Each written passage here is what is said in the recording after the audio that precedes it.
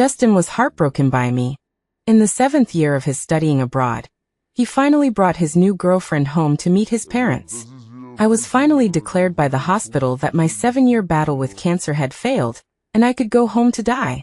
Seeing me being supported by my mother in a wheelchair, a sneer appeared on the corner of Justin's mouth. "Oh, after 7 years, you're doing so poorly, you can't even walk." Listening to his disgusted voice, I calmly pulled down my down jacket sleeve to cover the dense needle marks on the back of my hand. "It's nothing, I just fell while walking and broke a bone." Justin sneered again. "In that case, I'm getting married soon. Why don't you be my bridesmaid?" I still smiled calmly. "No, I'm going to a very far place soon." After saying that, I patted my mother's hand, signaling her to push me home quickly.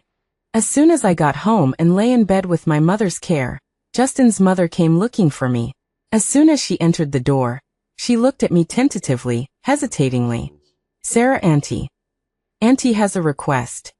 Looking at her flushed face, although she didn't say the following words, I knew that her purpose in finding me should be the same as it was 7 years ago. After all, 7 years ago, the moment she learned that I had cancer, she was like this, rushing into my hospital room anxiously and with a bit of guilt, when I hadn't even accepted that I had cancer, and was even crying like crazy out of fear. She knelt in front of me. "Sarah, Auntie begs you, don't burden Justin. He was just accepted to a foreign school. If he knew you had cancer, he definitely wouldn't want to study abroad. You and Justin grew up together and have been in love for so many years. Just consider it, Auntie begging you not to delay Justin. Break up with him, okay? Auntie has already thought of a way for you. Auntie has helped you book a boy. You just need to pretend to kiss that boy downstairs. Just pretend to be discovered by Justin, and then pretend to break up with Justin." Just because of these words, when I was diagnosed with cancer, I didn't go to the hospital to check for cancer and treat cancer in the first place. Instead, I coldly pretended to cheat, coldly forced Justin to break up, and ruthlessly forced Justin out of the country. Sure enough, in just a moment, Justin's mother said to me with guilt, "Sarah, don't blame Auntie. Auntie has no choice. Justin's current girlfriend is his classmate from graduate school and doctoral studies abroad. The two are a perfect match in every way. Auntie really doesn't want to ruin such a good marriage. You know, Justin has loved you since he was a child. If he knew the truth back then, I'm afraid. So, can you not meet Justin during this time? Aren't you about to die anyway? It's not suitable for you to go out either, don't you think?" Hearing Justin's mother mention the word death, my mother angrily threw my adult diaper onto the bed. Seeing that she was about to go berserk, I quickly shook my mother's arm coquettishly, and then I calmly looked at Justin's mother. "Auntie, I can promise you not to tell Justin about what happened 7 years ago. But I can't promise not to see Justin." Yes, I can't promise not to see Justin. After all, in these 7 years of fighting cancer, I haven't stopped thinking about Justin for a moment. When I couldn't bear the chemotherapy, it was by firmly pinching the photo of me and Justin that I could continue to endure it. I underwent dozens of surgeries, large and small, and was sent to the emergency room several times, unable to wake up. It was my mother who stood by my bed and shouted hoarsely at me, "Sarah, have you forgotten? You said you wanted to live, to go abroad and personally clear up the misunderstanding with Justin. You said that when you get better, you'll let me take you abroad to find Justin back. If you die, you'll never see Justin again." It was because of my mother's shouts, one after another with Justin's name, that dragged me back from death, time and time again. But although in the end I still failed to fight cancer, and Justin also has his new life, new girlfriend, and is even getting married soon. But in the last days, it would be good to spend some time with Justin simply. That's why, after knowing that Justin had returned to the country, when the doctor said to me that leaving the hospital was equivalent to death, I still chose to forcefully support my body and leave the hospital. But I didn't expect that after sending Justin's mother away, after I was so tired that I fell asleep and woke up, I heard Justin's voice outside. Hearing his voice, I was a little surprised. You know, Justin hated me so much 7 years ago. He stood in front of my house for 3 days and 3 nights, just to choke my neck and ask me why I betrayed him. I cried and said that I didn't love him, and he smashed the glass in the stairwell with a punch. That day, although he didn't lay a hand on me, he loathed me. If he met me in the stairwell, he would turn around and go back the way he came. Even when he passed my door, he would frown in disgust.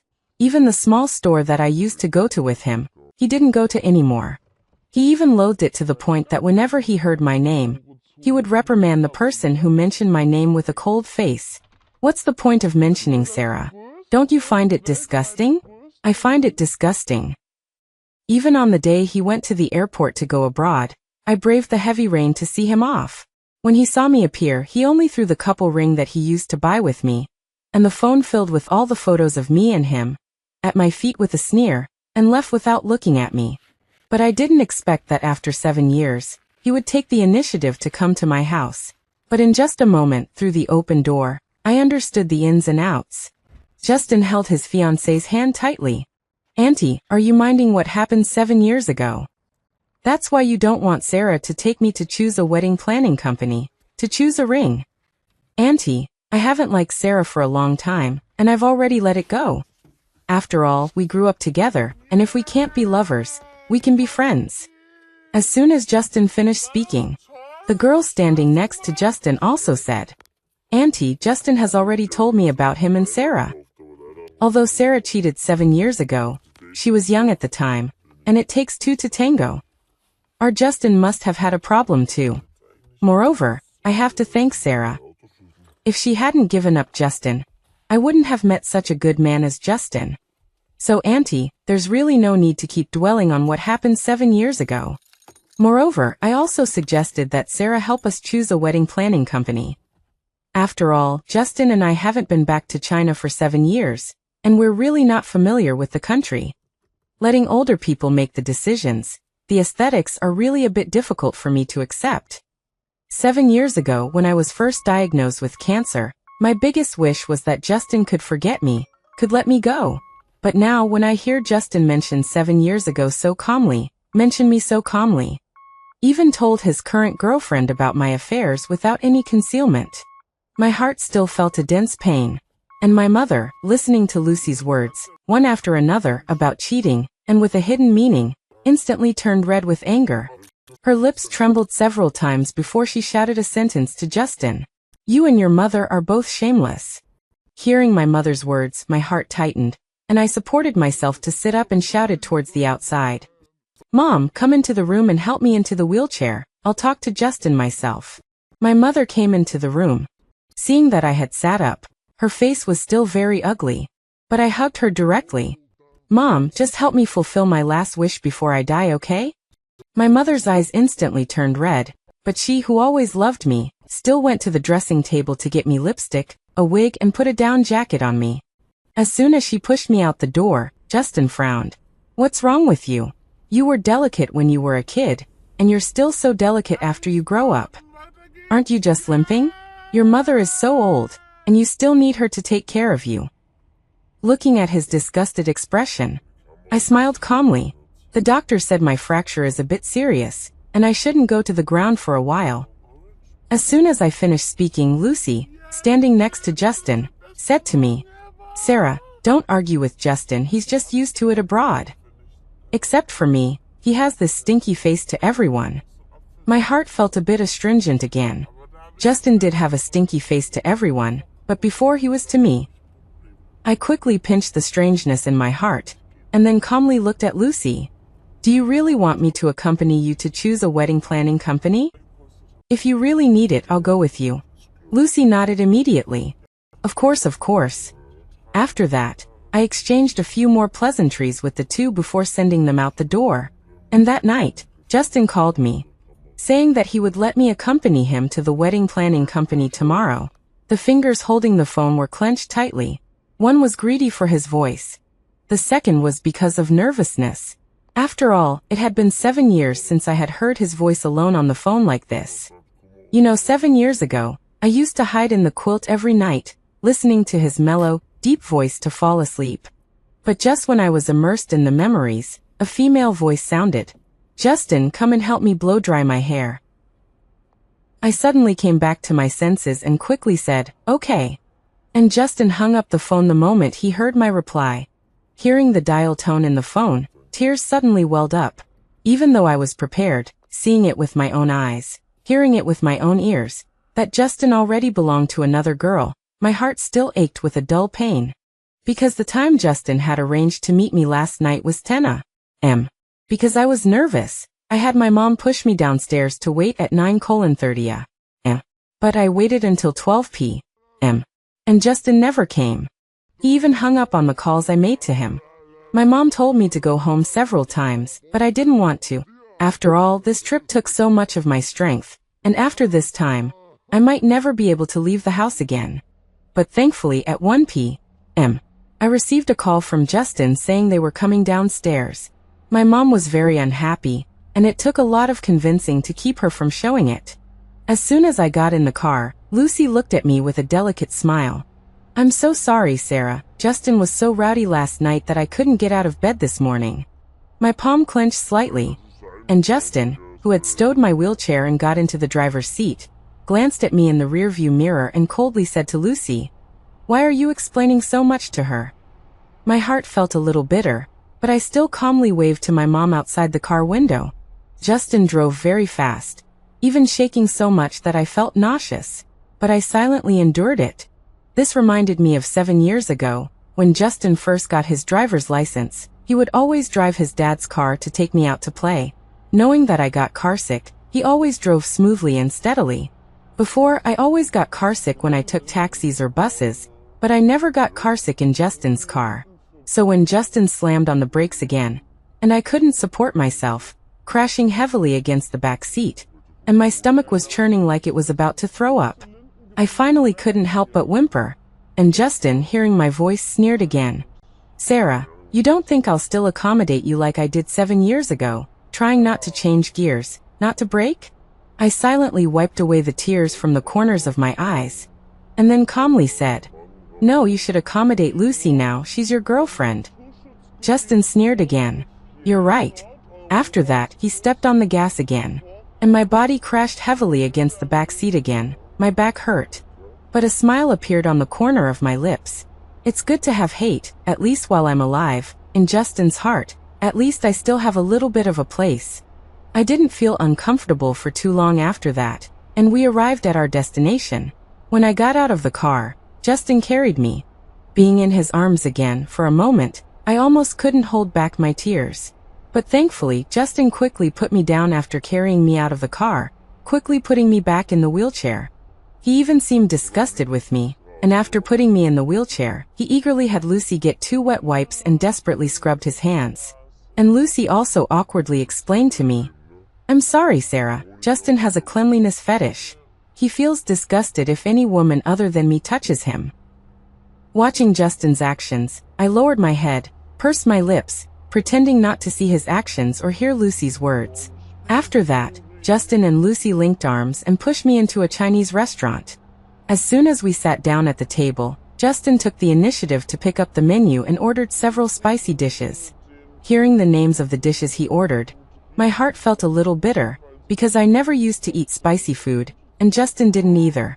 Who he ordered them for was self-evident. And I didn't make things difficult for myself.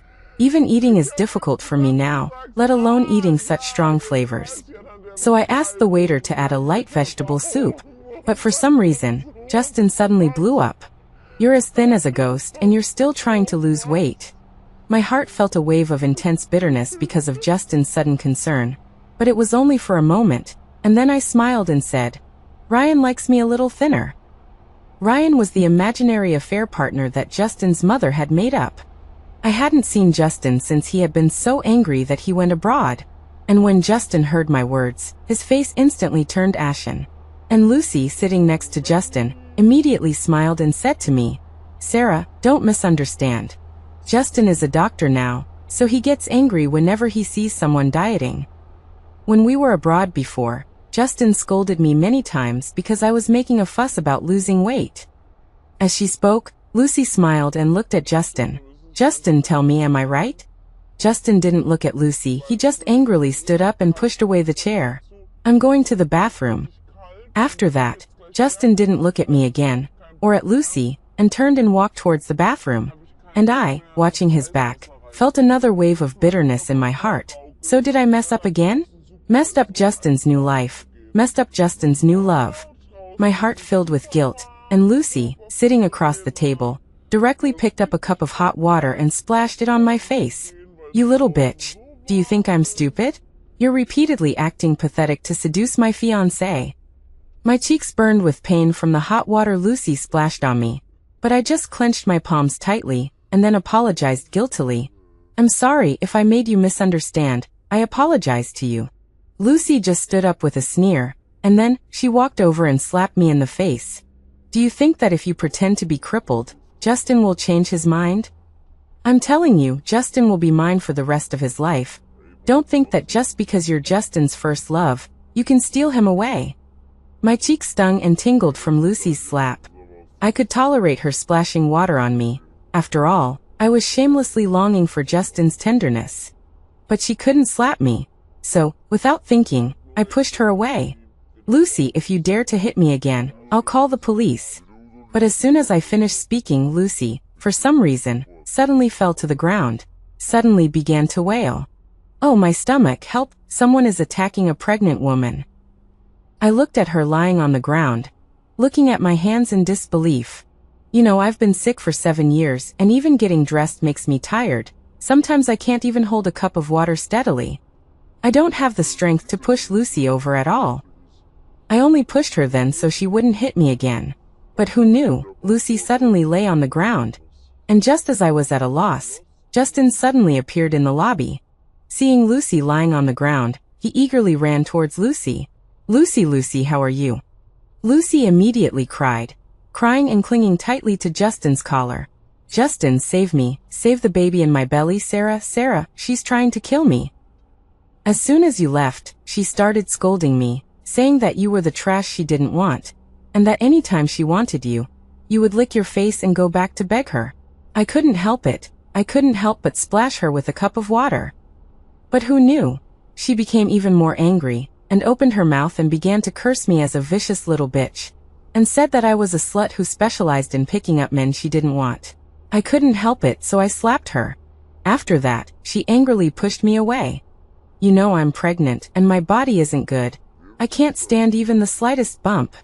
Hearing Lucy's words, I was completely stunned in place. My lips trembled several times before I could speak. Justin, listen to me, it's not like that. I really didn't. But who knew that Justin would erupt with a huge roar? Sarah, how can you be so vicious? 7 years ago, you shamelessly cheated on me with other men. 7 years later, I'm about to get married, but you think I'm good again, and you even beat my fiancé. You dare to hit my woman, don't you? Today, I'll let you taste what it's like to hit my woman. Saying that, he walked over and angrily kicked my wheelchair several times. He even heavily pushed my wheelchair backwards, towards the table. The wheelchair hit the table, the bowls on the table fell to the ground, and the table flipped over.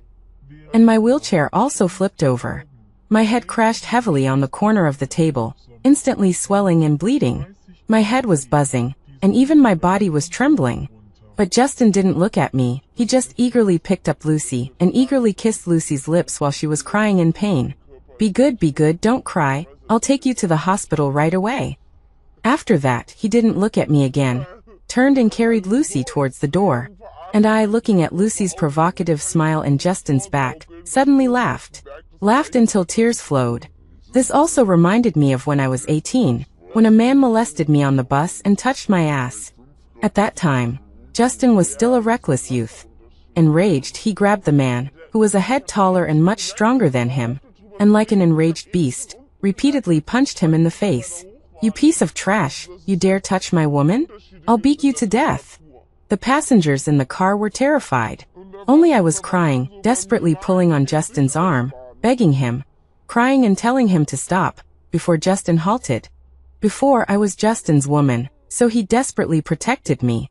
Now the person in Justin's heart had changed to another girl, so he desperately wanted to protect her, even if the person he hit was me. My heart ached, trembling. The waiters gradually gathered around. Then the police arrived. The instant I saw the police, my strength suddenly drained away. I desperately grabbed the policeman's hand and said, "Tell my mom, don't pursue this. Tell my mom, this was my choice. Tell my mom I'm sorry I won't be able to be with her anymore. My heart felt bitter, but for some reason, I had no regrets. After all, I had been fighting cancer for 7 years, waiting for 7 years. My biggest dream was just to see Justin one last time. I saw him. My dream came true. That's enough. Justin didn't know why, but whenever he remembered the deep affection, farewell, and even pain mixed in Sarah's eyes when she last looked at him, a feeling of panic would well up in his heart. Even when the doctor told him that Lucy's baby was fine, he didn't feel any joy.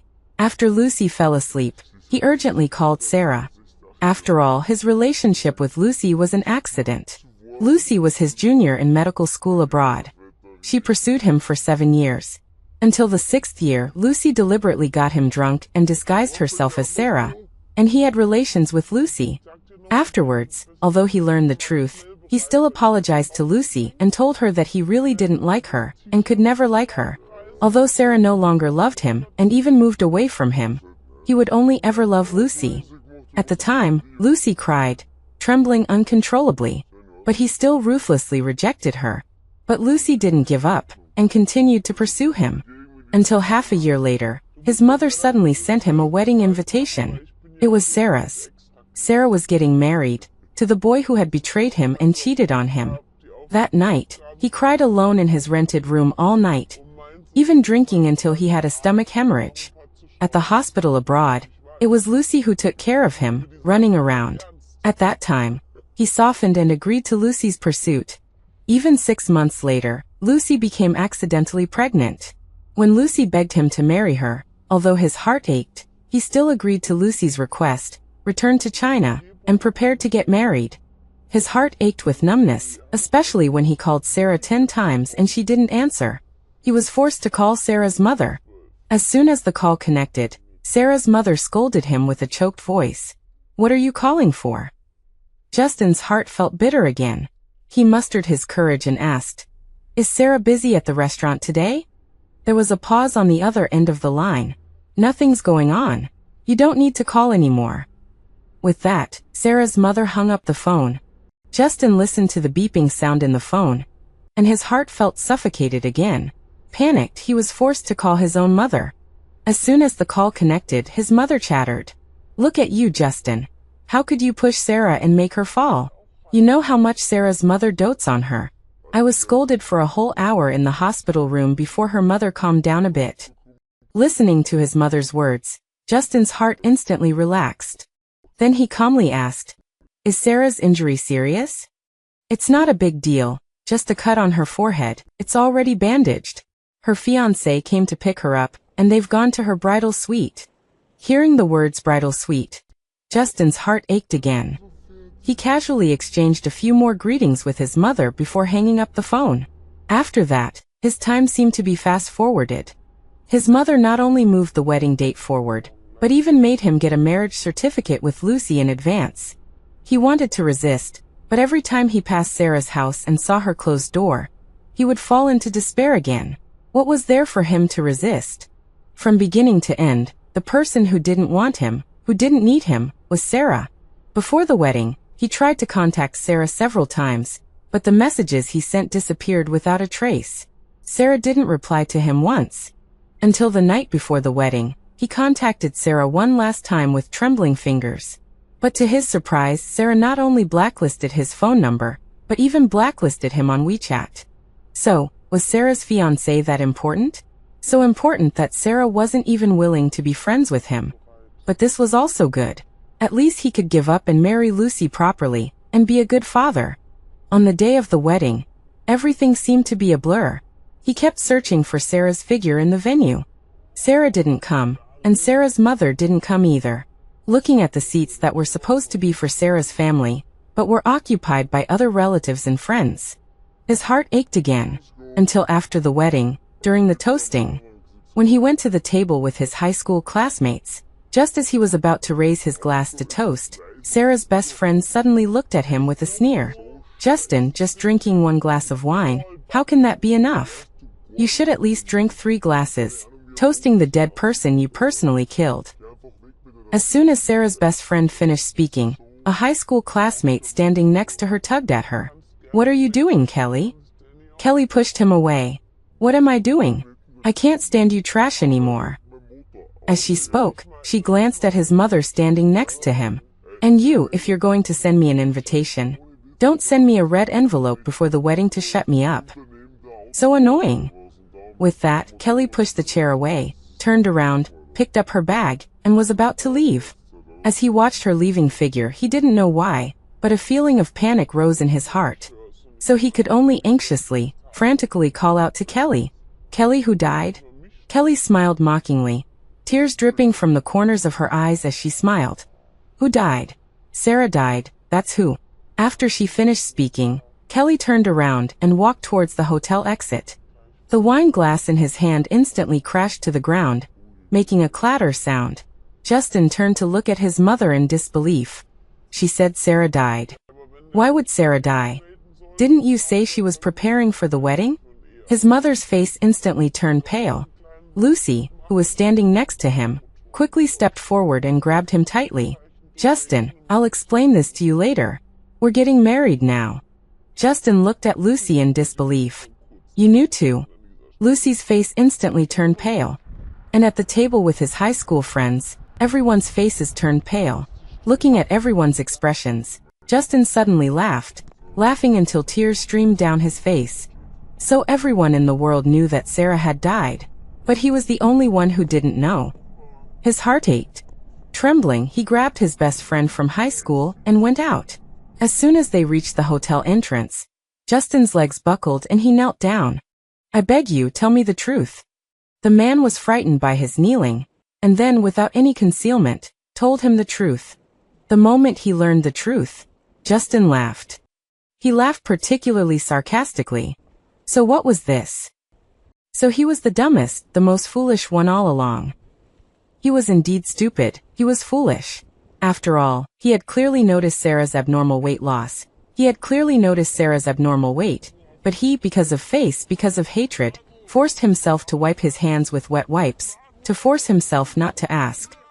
But even if he had asked, Sarah wouldn't have said it, after all. Sarah always had a gentle personality on the outside, but once she had made up her mind, she would never go back on it.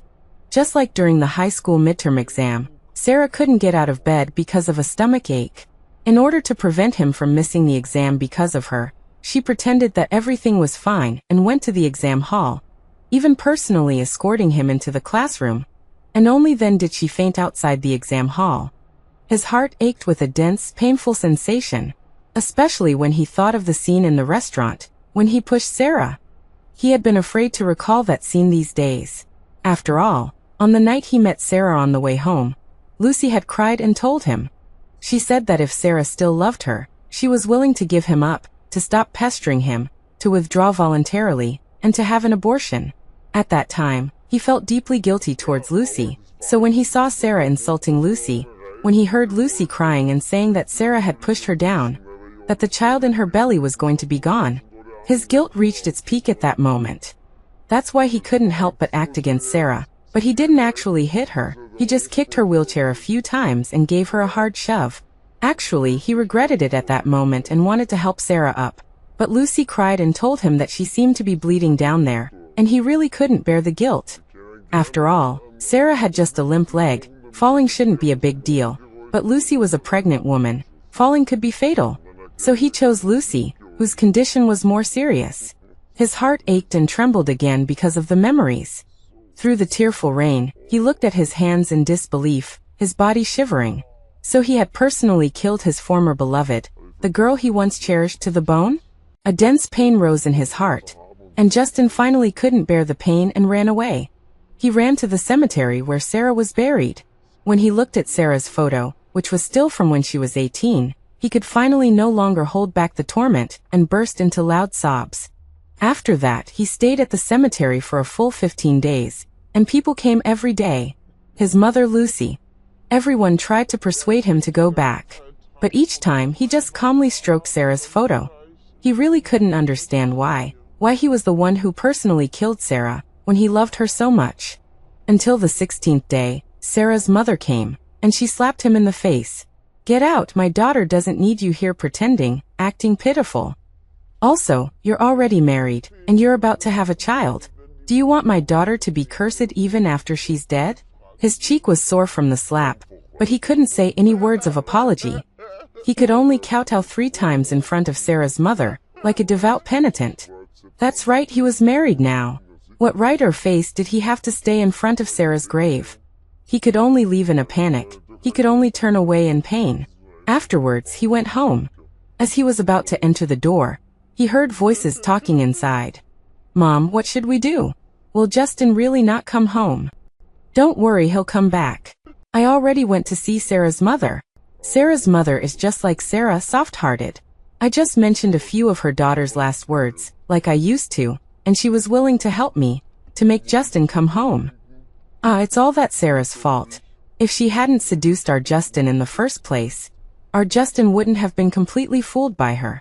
Luckily, she got cancer herself, and I tricked her into thinking about Justin's future, so she broke up with Justin herself. You're so clever, knowing to contact me so I could send Justin Sarah's wedding invitation in time. Otherwise, how would Justin have been willing to marry you? Don't worry, Justin is my son. I know his personality best. After he gets home, push everything onto me, and then cry to him about it with the child in your belly. I guarantee he'll live well with you in the future. As for that Sarah, she's dead, so don't worry about her anymore. But you really were good. I only casually hinted at a few things, telling you to alienate Sarah and Justin, but I didn't expect you to directly make Sarah die. That's good. A dead person. Let's see how she can compete with me for my son. Hearing the conversation inside, Justin curled his lips into a sarcastic smile and cried again. So everyone was being played by his own mother. This reminded him of his childhood, when his mother was always very strict with him. As long as he got close to anyone, even if he smiled and said, "You're so pretty, auntie," to a random aunt on the street, his mother would get extremely angry, slap him and beat him with a belt. The same went for academic performance. If his mother told him to get 100 points, he had to get 100 points. Otherwise, he would be punished by being made to kneel at the door for an hour for every point he missed. So he was especially fond of Sarah at that time. The Sarah who would secretly peel sunflower seeds for him at his doorstep every time he was forced to kneel, every time he was beaten, who would secretly read picture books to him, who would secretly stuff candy into his mouth. That's why he spoiled her so much when he grew up. Because in his heart, Sarah was his only son, his only reason for living in this world. But what should he do? His little son was dead, killed by his own hands. A dense pain rose in his heart, and he just calmly pushed open the door, calmly looking at the 2 people who had heard the sound and stood up in a panic. He calmly looked at Lucy. This is the last time I'll ask you, do you want to divorce me and abort the child? If you don't, then let's rot and stink together. Lucy was stunned for a moment, then rushed over anxiously. Listen to me, Justin, it really wasn't my fault. Justin just calmly shook off her hand. So your answer is no divorce? Lucy paused for a moment. Yes, I won't divorce. Justin smiled sarcastically and reached out to stroke Lucy's face. Then let's atone for Sarah's sins together. Lucy was instantly stunned in place. And Justin walked out of the house again. After that, he went to the Macau casino and gambled away all the money in the house, the car, and even all the belongings. Only then did he return home in a mess.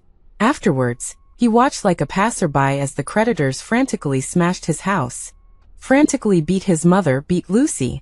Looking at the 2 people's barely surviving state, he just smiled calmly. I already said, no one can escape. Lucy widened her eyes in terror, clutching her constantly bleeding stomach, and crawled over crying. Justin, I beg you, let me go, please. I was wrong. I really know I was wrong. I really shouldn't have deliberately framed Sarah. Justin looked at the long trail of blood dragged across the floor. Okay, I'll let you go. After that, he went to the Civil Affairs Bureau with Lucy, took on all the debts, and let Lucy leave. This was his last act of kindness. After that, his life seemed to be completely chaotic. Every day he drank at home, and his mother began to plead with him bitterly every day, begging him to stop. But each time Justin just looked at her calmly. Isn't this what you wanted? The appearance of a good son who is forever controlled by you? Look, I'm listening to you so much now, staying with you to be beaten to death. Justin's mother was finally frightened. She started to cry, crying and begging him to let her go. But Justin just looked at her calmly. Is crying useful? When Sarah cried, why didn't you think about sparing her? When I cried, why didn't you think about sparing me? In this way, under the torment of increasingly painful days, Justin's mother finally couldn't bear it and committed suicide. After the suicide, the police contacted him countless times to ask him to claim the body, but he didn't go. He just calmly told the police to bury his mother's body, cremate it, destroy it, whatever they wanted. After all, Sarah was dead, and his whole life was ruined as well. And 1 year later, Justin really couldn't hold on any longer. Those he hated were gone, some dead, some gone. That day, when he missed Sarah so much that he couldn't take it anymore, he decided to die. And on that day, when he was about to jump into the river to commit suicide, Sarah's mother came to find him. Justin, I really don't want to care about you. But you are my daughter's last regret. Do you know why Sarah was able to survive for so many years with cancer? She suffered from the most painful pancreatic cancer in the world. But every time, as long as I told her, Sarah, you have to persevere, Justin is still waiting for you to find her abroad. Every time, even when it was the hardest, she would grit her teeth and persevere. Justin, when Sarah was alive, her greatest wish was for you to be well. If you die today, Sarah will never forgive you. Because of Sarah's mother's words, Justin cried uncontrollably, his whole body trembling. To be well. But without Sarah, his life wouldn't be well. During the 7 years abroad, he wasn't well, living like a walking corpse. After returning home, he wasn't well either, living every day as if he were being slowly sliced to death. But Sarah wanted him to be well, but what should he do? This was Sarah's wish. Even if he lived in pain, he had to live. After that, he went down the overpass.